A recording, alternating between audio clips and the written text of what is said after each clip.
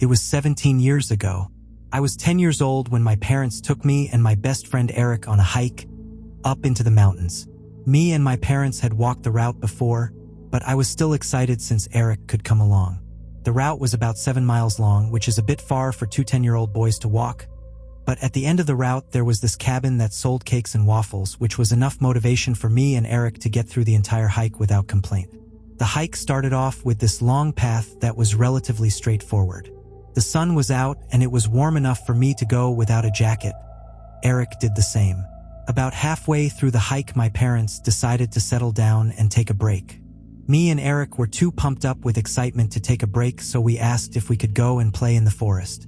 My parents were reluctant since there was a cliff not too far away. But since we promised to not go near it, we got permission. After some rummaging around in the forest, we eventually went too far and stumbled upon the cliff. It was very steep, so I was too frightened to go near it.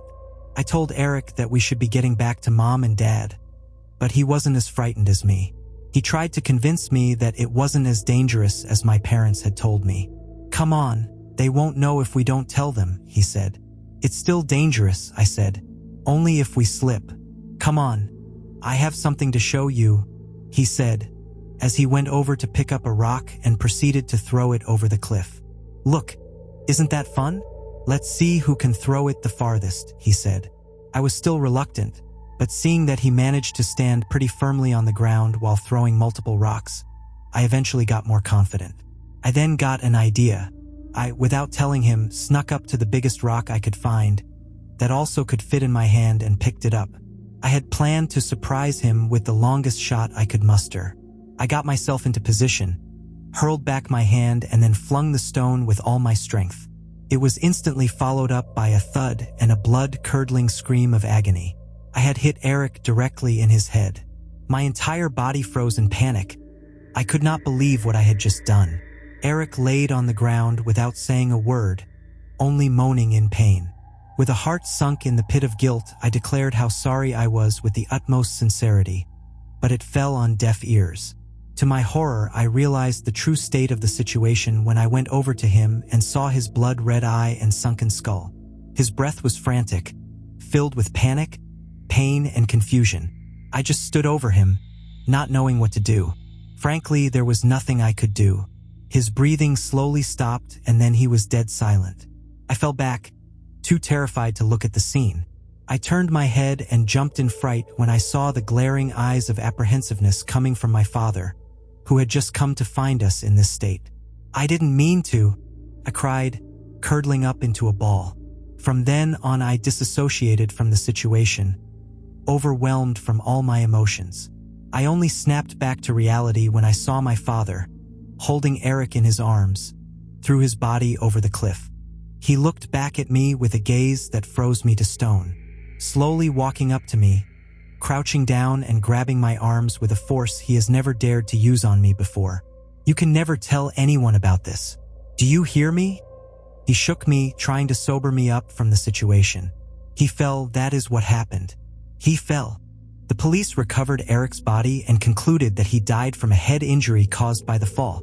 My mother, filled with guilt and sorrow, had begged on hands and knees to Erik's parents for forgiveness. She did not receive it. She didn't get forgiveness from herself either for the trauma this had caused me.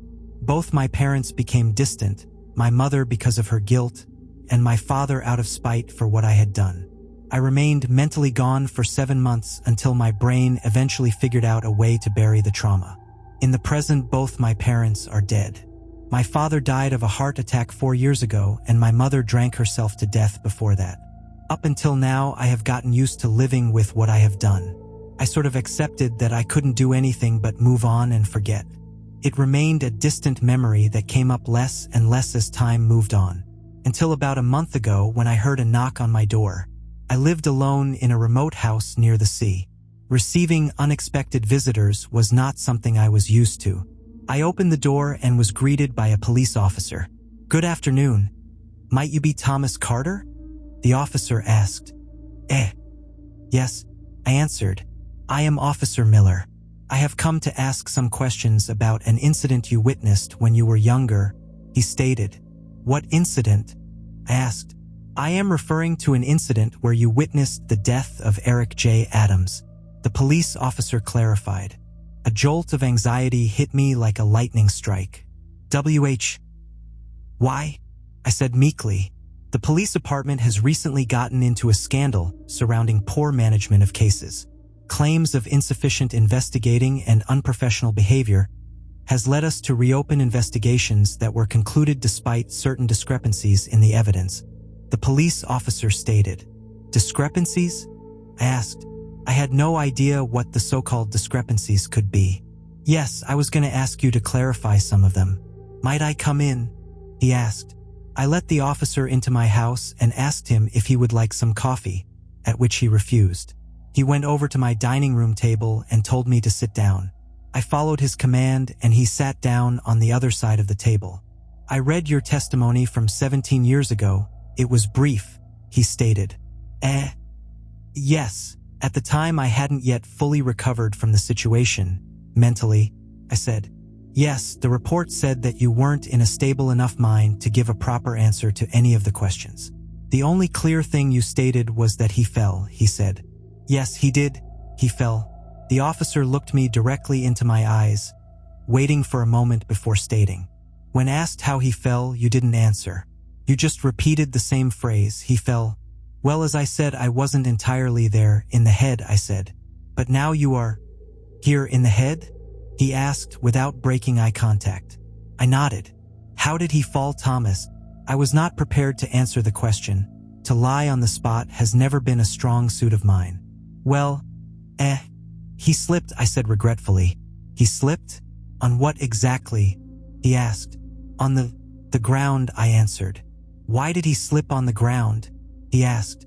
My mind was rushing for any explanation I could come up with, but my anxiety kept me from rationalizing my thoughts. Relying on my intuition to come up with an excuse, I stated, well, I think his shoelaces were untied. So that's how he fell. Okay. How did his united shoelaces lead to him slipping? He asked. Well, what I meant to say is that he tripped, I answered. Okay. So he tripped on his shoelaces, is what you're saying? He asked. Yes, I confirmed. He squinted his eyes while looking into mine and asked, Are you certain? I am pretty sure, I answered. The officer continued to look into my eyes. Silence. Why are you lying to me? He asked. I was dumbfounded by the questions. What? Last I checked the report, it said that Erik was wearing a pair of Nike shoes that use Velcro, not laces, he said. Yet again, I found myself completely dumbfounded. Why would he memorize something like that? Are you sure? I asked. Positive, he confirmed. You know, I just don't really remember what happened. It's all just a blur, I said, trying to recover from my mistake. You're telling me that you forgot how your friend died right in front of your eyes? He asked, unconvinced. Well, it was 17 years ago, I answered. So you remember exactly when, but nothing about how? He asked. Yes, I don't remember how, I answered more sternly, trying to sound assertive. We both sat in silence, looking at each other. That's a pity, he said. After raising himself from his chair, he began to walk out the door. On his way out, he said, It would have been easier to find out what happened if you could give an actual testimony. He looked back at me. Don't worry though, we have enough evidence to puzzle together what really happened. His look made me uncomfortable. I didn't look back. I just wanted him gone. Once the door closed behind him, I could finally breathe a sigh of relief and collect my thoughts. But then it hit me. I sprinted out the door and onto the porch as he was about to get into his car. Hey, wait, I yelled. He looked up and back at me. What did you mean by discrepancies? I asked. He studied my face for a second and then smiled with satisfaction. I will see you, son Thomas, he said. He sat down in his car and drove away. I walked back into my home and closed the door behind me. My entire body felt like it was tied to the ground, my heart beating 1,000,000 times per second. I let go of my strength and collapsed onto the floor, bawling my eyes out, overwhelmed by anxiety. My mind raced, trying to figure out what the so-called discrepancies were. Could it be that he wasn't thrown the right way? That the autopsy actually pointed towards him not getting the deadly strike from the fall? Or was it the testimony of me and my father that didn't correlate? After some time of thinking, it finally came to me. The rock. Did my father leave the rock at the scene? No, he couldn't have. He would have known it was dangerous to just leave it there. I went deep into my mind to try to remember what my father did that day, but all I could think about was Erik's lifeless body with an abhorrent dent in his head. I had buried that day so deep into my mind I could not remember any details. The guilt crept its fingers around my heart, and I laid there, on the floor, showing no signs of strength or integrity, submitting my entire soul to the ruthless torture of my conscience. After laying there for an hour, I eventually exhausted my emotions. I felt hollow, lifeless. Standing up, I thought of nothing else to do than to go to sleep, to reset my brain so it could deal with whatever it had to deal with. I walked into my bedroom and just collapsed onto my bed, without taking off my clothes. I closed my eyes and waited for the soothing embrace of unconsciousness. Then suddenly, thud, my eyes jolted up and anticipation filled the room. I had clearly heard something, but silence was the only thing present. Assuming that it was nothing of importance, I closed my eyes again. Thud came from the window. I opened my eyes again. My window was situated at the other side of the room. Laying down in my bed, I could only see the sky through the window. Was there someone out there? Still silence. I was beginning to suspect that I was going mad. It wasn't an unreasonable suspicion, considering the emotional shitstorm I just went through. Thud. Now I saw it. I clearly saw a small rock hit the window. Terror froze me in my place. I didn't know who was throwing the rocks. My gut sank to the floor when a voice came from outside the window. Thomas. I hadn't heard his voice in such a long time, but I instantly recognized it. It was the voice of Erik. Thud. Another rock had hit the window. I had had enough. This was clearly my mind just working tricks on me. I worked up the courage to just get out of bed and show my mind that there was nothing out there. Raising myself up from my bed, putting my feet on the ground and standing up, I walked slowly over to my window. The moonlight was shining through my window, illuminating everything outside it. The sea was to my right and there was grass-covered rock before me. There was no one outside my window. Breathing a sigh of relief, I concluded that my mind was just playing tricks on me. I turned around, ready to go back to bed, but I froze. On the wall in front of me, I could see someone's shadow. A small humanoid figure standing to my left. Behind the window, behind me, tears began to roll down my face. I could not believe my eyes. I had just checked and there was no one outside. Come outside, Thomas. I did not want to go outside. I couldn't call the police either. I had already made them suspicious enough. The only thing left for me to do was lay back into bed and pray I could fall asleep. Thud, thud, thud, continued like that for the entire night. I couldn't get a single hour of sleep. Day came and there were no more rocks hitting my window. Time went by and for an entire month I was pestered by stones hitting my window and whatever was out there trying to lure me out. Yesterday was the day I had had enough. I decided that I would go out and confront whatever was out there. It was the only choice I had. Night came and I got ready. Standing in front of my door, I waited for a rock to hit my window. Thud. I braced myself for whatever was out there and opened the door to my house. Walking out, I could feel the cool air drifting from the sea, filling me with the smell of salt. Walking towards the edge of my house where my bedroom window was, I yelled, "I am here now. What do you want?" Silence.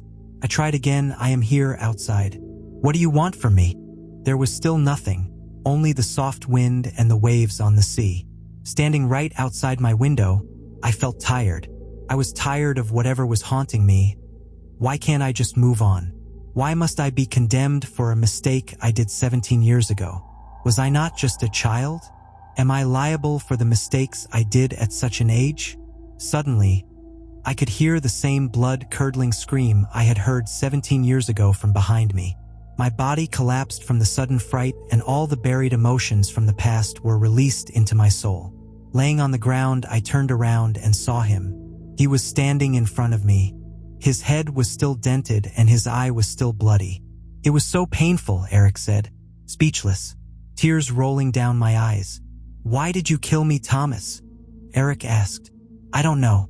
I didn't mean to," I answered. "Why did you murder me? Why did you murder me?" he yelled. I tried to stand up, but I remained frozen. Erik was walking slowly towards me. For each step he took, his head grew bigger, and his legs and arms did the same. He started to tower over me with long, lanky legs and arms, his head twice as big as mine. He grabbed me by the chest and imprinted his fingers, now more like claws, onto my chest. His blood-red eye began to bulge out of its socket. Then his eye popped out and fell onto my lap. It was the size of a tennis ball. His empty eye socket began to leak blood and brain mass all over me. I tried to claw my way out of his grasp, but he was too strong. He opened his mouth so wide that the skin around his jaw ripped apart, and then he stuffed my feet into his mouth, and I could slowly feel myself slide into his belly. I screamed for help, but no one answered. Again, trying to bring myself free, I managed to turn around on my stomach. Tilting my head up, I could see the sea and two other human forms standing in the distance.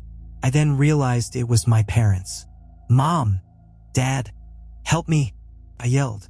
My dad turned his head towards me, and I could see the same look in his eyes that he had 17 years ago.